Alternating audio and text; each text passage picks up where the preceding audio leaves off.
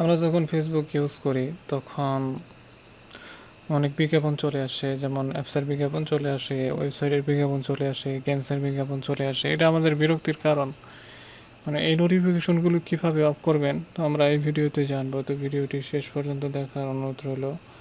আর আপনি যদি এই চ্যানেলে নতুন হয়ে থাকেন তাহলে অবশ্যই চ্যানেলটি সাবস্ক্রাইব করবেন এবং পাশে থাকা বেল আইকনটি বাজিয়ে দিবেন পরবর্তী নোটিফিকেশন পাওয়ার জন্য। তো এই কাজটি করার জন্য আমরা এখান থেকে মেন আইকনে যাব, setting and privacy, setting logging, apps and website, turn on, turn off.